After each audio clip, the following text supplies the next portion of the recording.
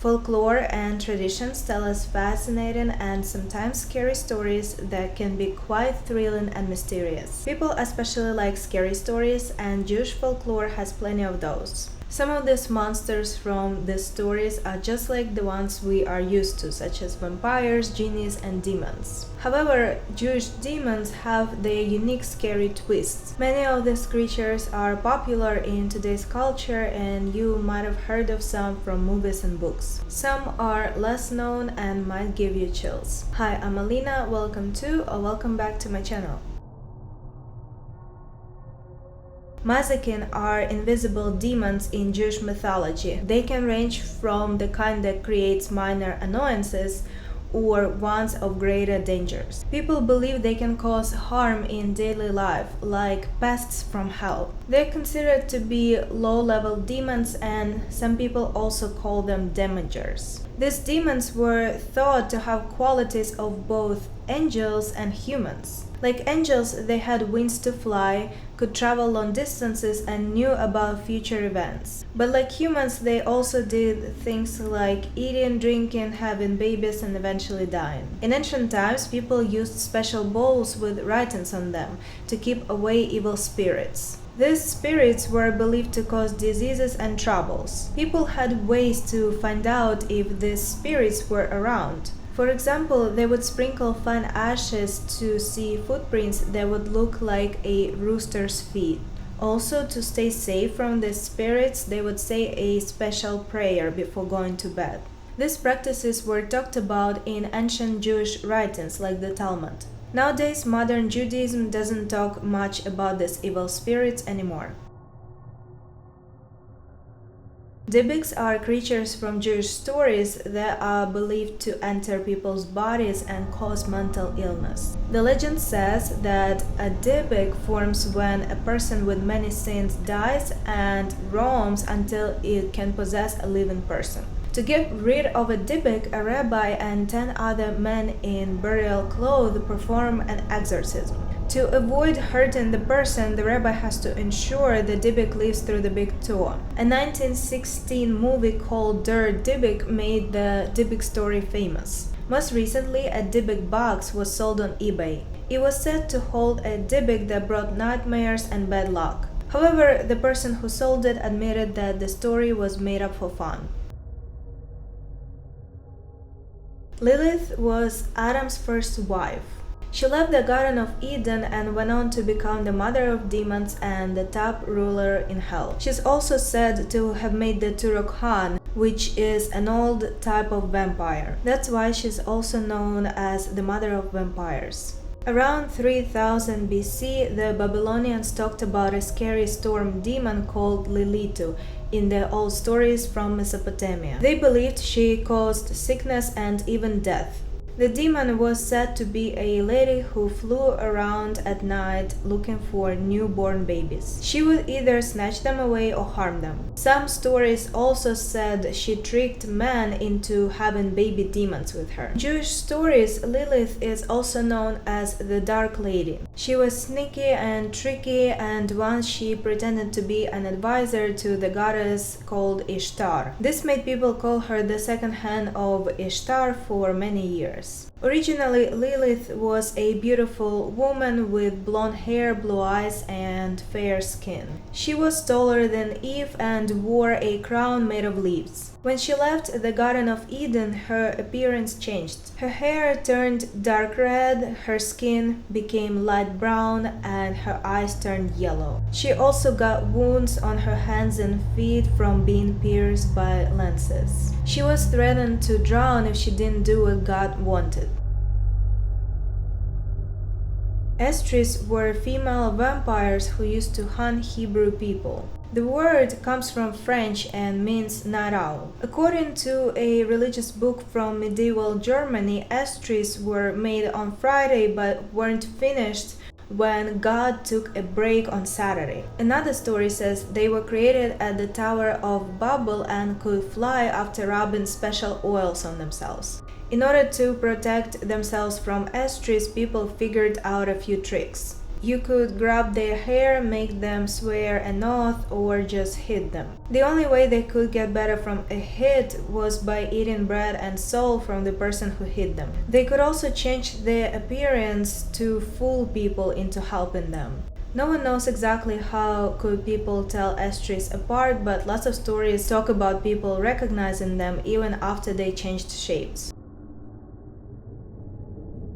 Nephilim were huge people who lived a long time ago before a big flood happened in the Bible history. They came from a mix of angels and humans. Some stories say they were heroes, but others think of them as bad guys. Nephilim were part of why things got so bad that the flood was needed to fix it. The Bible doesn't talk a lot about them, but when it does, it says they were big and scary.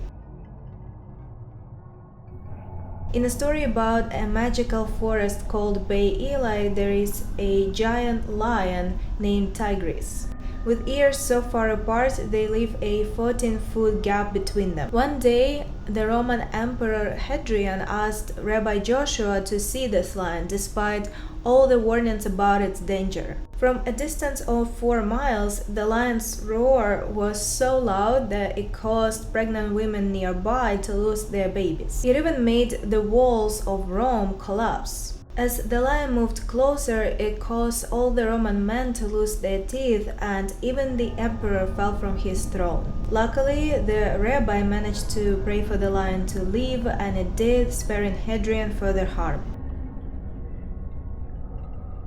Shedim are different from how demons are talked about in Christian or Muslim beliefs. Sometimes people call them other gods, and sometimes they are seen as evil. They're only mentioned twice in the Bible, and both times in a bad way, like when it talks about people sacrificing to devils and unknown gods. These devils and unknown gods are Shedim, always shown as more than one. Later on, they were described more like Arab jinn. Some Kabbalistic rituals later on saw the Shedim as less bad and sometimes even helpful to the person doing the ritual. No, not like Golem in The Lord of the Rings. Golems are creatures made from clay or other lifeless stuff. They are made by Jewish experts in Kabbalah, a type of Jewish mysticism. The idea is to help out a troubled community during tough times. But here's the twist. Instead of helping, they usually end up making things worse. Once upon a time, there was a woman known as the Witch of Endor. She had a special item called a talisman that could bring back the spirits of the dead. The first king of Israel, King Saul, went to her for advice, even though he had banned sorcery in his kingdom. Saul disguised himself and asked the witch to summon the spirit of the prophet Samuel using her talisman. Samuel's spirit appeared, and he predicted that Saul would die the next day. However, he couldn't give any advice to help Saul. True to the prophecy, Saul and his 3 sons died the next day, and Israel was defeated by their enemies. Agrat was a demon from Talmudic beliefs. She was feared for attacking on Wednesday and Sabbath nights. Some think she might be similar to Lilith, but there are separate stories about her in the Bible. It said Agrat had a child with King David while he slept, named Asmodeus. She's known for targeting men, especially while they sleep, similar to a succubus. Men are warned not to sleep alone on the nights she's around. Once upon a time, before humans existed, God made the first animals.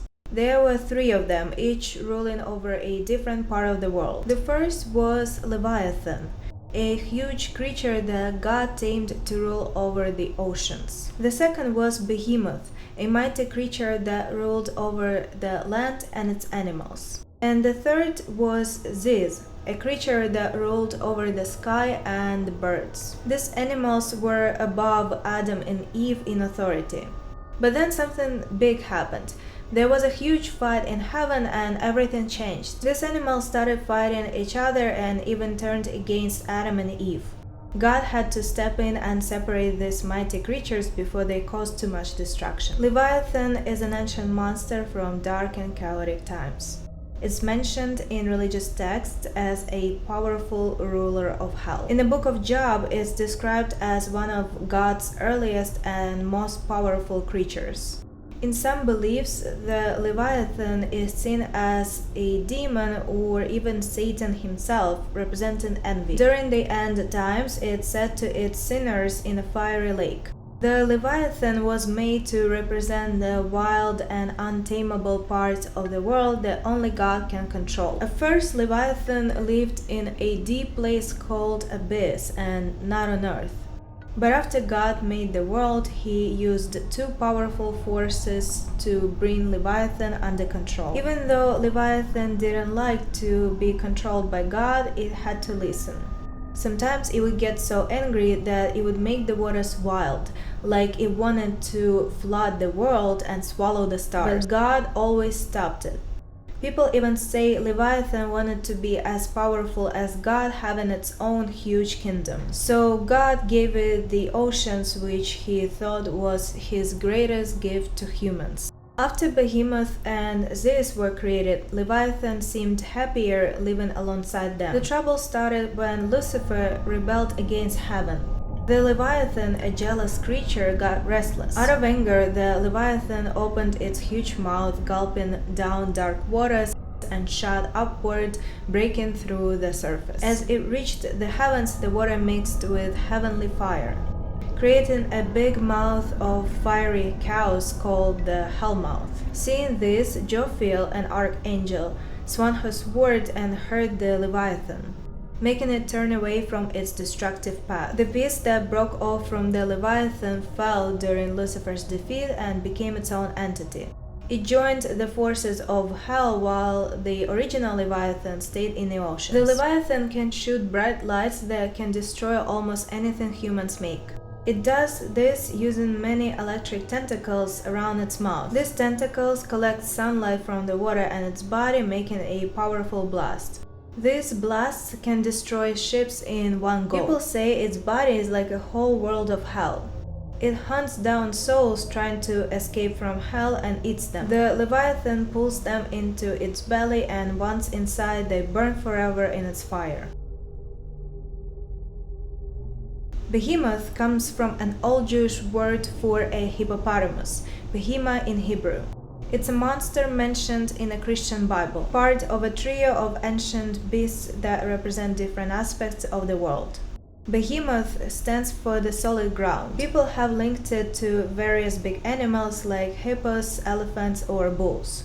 At first, Behemoth was seen as a chaotic beast. Behemoth was so strong that only God could handle it.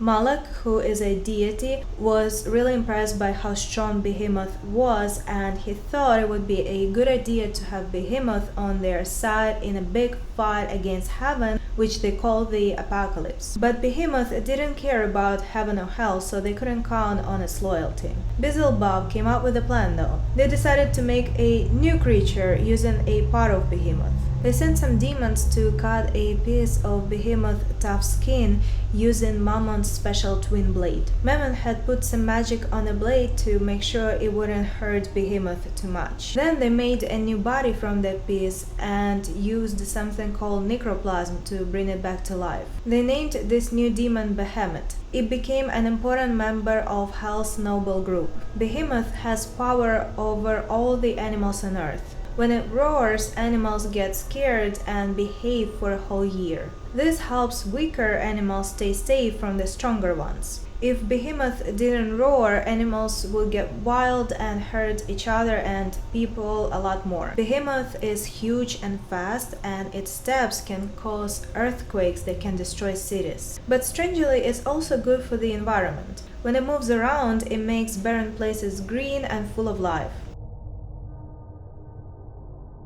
The Ziz is a huge bird from Jewish stories. It's like a mix of a griffin and an eagle. They say it's so big its wings could cover the sun. In the stories, it was one of the first 3 big creatures made by God. The Ziz, a giant bird from ancient times, isn't as destructive as the Leviathan or Behemoth, though it can still cause big problems with its clumsiness. There's a story that one time a Ziz egg fell and made a huge mess, flooding 60 cities and crushing 300 big trees. Luckily, these accidents are not common.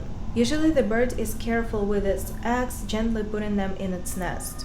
But this one accident happened because the egg was bad, so the bird tossed it away without thinking. The Ziz controls birds and uses them to attack anyone it sees as a threat. It also messes with the weather a lot, making storms and extreme heat. Because it's so big, the Ziz can create powerful shockwaves just by flapping its wings. It can also fly really fast, even faster than military jets. If you found this video interesting, please give it a thumbs up and share it with your friends. Don't forget to subscribe, and I'll see you in the next one. Bye!